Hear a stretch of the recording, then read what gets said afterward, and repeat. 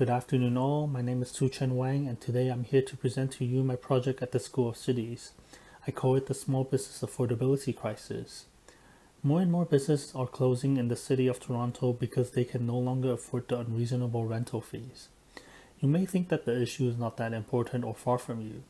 However, I believe that the problem is not that simple. That is why the first part of my presentation today is to recognize and understand that solving the affordability crisis is deeply connected with urban sustainable development. Then I'll discuss my deliverable, which is the first step of the solution. During my time as a fellow, I was able to talk to many local entrepreneurs and hear their stories. I've published a magazine so far and plan to continue to publish magazines that cover their stories.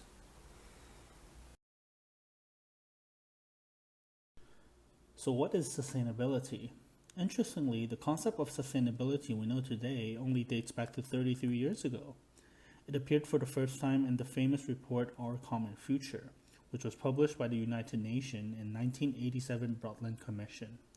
It defined the term as the kind of development that meets the need of the present without compromising the ability of future generations to meet their own needs. Today, the concept of the term sustainable development has expanded. It is no longer defined from a strictly environmental perspective. The scope of sustainability has been enlarged to include both social and economic dimensions. Now, the common definition of sustainability has three pillars: environment, social, and economic. For most part of human history, populations lived in low-density rural settings. Currently, more than half of the world's population live in urban areas. This idea of moving to a densely populated area is a relatively new phenomenon. By 2050, it is projected that more than two-thirds of the world's population would reside in urban areas.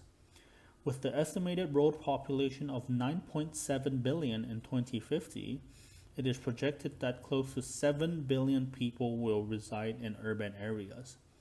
The way in which the North American urban landscape develops the next 50 years is a critical component to creating a livable and sustainable city for future generations.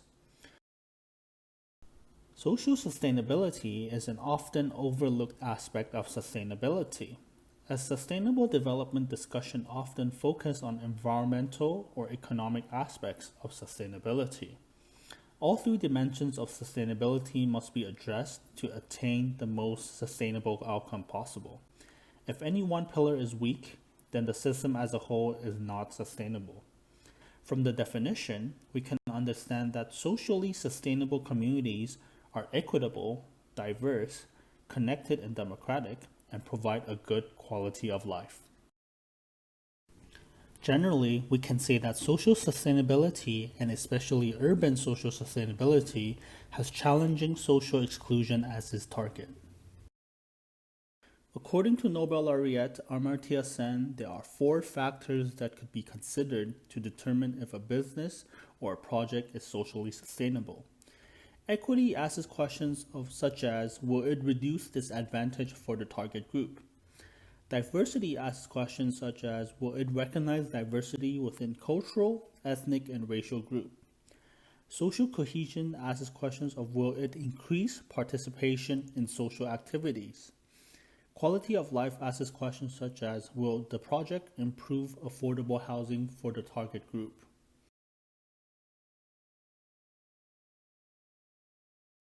Toronto is a city with many urban green spaces. Smart growth reduces environmental damages and reduces urban blight. Interestingly, the Environmental Protection Agency have reported that clusters of small businesses may reduce car usage and encourage biking or walking for consumers. Areas of the cities designed for walking and outdoor shopping help reduce emission from vehicles and thus improving air quality. Local businesses tend to support other local businesses. For instance, an area eatery may need cleaning services, legal and accounting services to reconcile bills and process payrolls for their employee. Many times, local small businesses will deliberately patronize other businesses to create a thriving local economy. Shopping local also means creating more jobs in the community. These workers will spend their money back to the community, therefore promoting the economic cycle. Between the year 2003 and 2017, 85% of the new jobs were created by small businesses. More small businesses, from coffee shops to local bookstores, keep a community's economy more sustainable. Small business spending creates what is known as a multiplier effect, and it's vital to creating a vibrant and healthy community.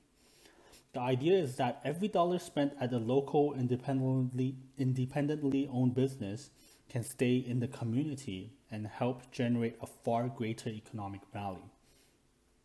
Another benefit will be the encouragement of entrepreneurship. A community with successful small businesses would inspire others to make that leap and develop their own passion. Locally owned restaurants reflect the fresh food of different regions around the world, and thereby promoting multiculturalism. Walking down the streets of downtown creates an opportunity for visitors to explore the community and get a sense of its value and identity. From a cozy coffee shop to necessities, walkable local businesses invite shoppers to stay longer and interact with the surrounding. Small business owners live and work in their communities, and they take pride in making the community nicer. Building the reputation of the small business through volunteer work and community involvement may be the best advertising one can do. Fostering a climate that encourages small businesses is more than just donations. Passing knowledge through guest lecturing at schools, libraries, and community centers can help build communities and fuel a new generation of entrepreneurs. Also, a city that is small business friendly looks appealing and helps boost the city's image, as empty storefronts would require more maintenance by the government and often lead to discouragement. Sadly, the city of Toronto currently is not a small business friendly city. We have reached a stage where local Torontonians have the mindset that when a new restaurant or store comes in, the first thing we think of is, well, it's just a matter of time they close. Before I continue with the small business affordability crisis, I would like to first briefly introduce the transformation and typology of retail. Interestingly, as different as North America is from Asia, we could still see some similarities. The two locations of interest I would be talking about here are Toronto and my hometown Taipei. Traditionally, retail brick and mortar are unplanned and found on the busy main streets in the city and are often referred to as retail strips. These are the streets with the most pedestrian traffic and exposure. Most retail strips are usually dominated by independent small business stores. Shopping malls. Shopping malls intend to mimic traditional retail strips. They are malls with halls for people to walk down. Sometimes they are furnished with furniture such as lampposts and benches. Unlike traditional retail strips, most stores within the shopping malls are retail chains. Ancillary retail have storefronts close to office buildings and provide the customers a way to shop on their transit. Most ancillary retails are a mix of both retail chains and small local independent businesses. With similar typology, the City of Toronto and the City of Taipei are both facing the small business affordability crisis. So maybe it is time for us to think of a new form to make retail more affordable? The change in shopping habits and the growth of online shopping platforms has led to consumers shop less in brick and mortar. It is forecasted that over 75,000 storefronts will go out of business by 2026 in the United States alone. Some experts and researchers in the industry have expressed their concerns over the catastrophic damage of the small business industry. The term retail apocalypse has been used to describe the current phenomenon. Here are a list of example retailers that have filed for bankruptcy recently. How about small local businesses? As a way to quantify the small business affordability crisis, the data here are collected by walking on the streets of Toronto and recording the number of storefronts that are in business, vacant, and empty. Let's clarify the terms. Empty is a condition where the storefront has no business activity. It could be closure of the previous business or new business in the process of entry. Whereas vacant is a condition where there are no business present in the storefront and are in the process of looking for new tenants. The following measurement was done before COVID-19.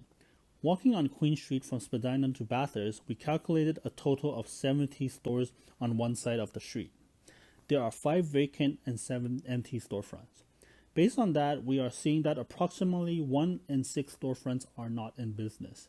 Scary if you ask me. Due to COVID-19, I was unable to get the approval to conduct a formal survey for small businesses by the Research Ethics Board. But luckily, I was able to find a research paper, and it can provide an overview of the reasons why small businesses could not survive in today's climate. He conducted surveys of small businesses that went bankrupt and have collected data from 189 individuals. The survey asked multiple questions, but for this presentation, I will only be focusing on 6 questions. The first 2 questions they asked is the percent of capital they borrowed from the bank, and the total amount of money that they take from their pocket. The fact that 51% of the individuals who went bankrupt borrowed no more than 50% of the money needed to start their business. Bankruptcy was not caused by excessive borrowing in the beginning of the business. 51% of the respondents had total investment of less than $20,000. Individuals who went bankrupt did not have large sums of their own money invested. The next 2 questions then asked about their profit. The first question asks, when did you think you will break even? Today, the average business takes between 2 to 3 years to break even. The majority, 58% of the respondents to this survey, thought they could break even within the first year. A major reason for businesses to go bankrupt is that they thought they would start making money right away. The next question then asks whether they have consistent profit. Not much explanation here. Majority of the small businesses do not have profit on consistent basis. The survey then asked the respondents of whether or not they have done research before entering their business. Interestingly, the largest response to this question was research on location, with 54% of the respondents saying that they have done research prior to entering their location. And yet, 40% of the respondents say that their location is poor. Based on all the information that was given earlier, we could know that small business affordability crisis is a very complex issue. It's more than location, more than capital. There are multiple factors that needs to be considered. This leads to my deliverables. Personality is the distinguishing factor between small and multinational corporations. I have worked on both a magazine and a website index that publish articles about local entrepreneurs and artisans. And if you're interested, please visit the School of Cities website. Since I was unable to completely finish my deliverable, I intend to work on it in the future. I would like to use GIS and software such as Cobweb to better understand locations and other factors that could contribute to small business success in the city of Toronto. Different from the magazine that focuses on the backstory of the entrepreneur, the radio show series would invite local small business entrepreneurs to discuss current issues that they are facing.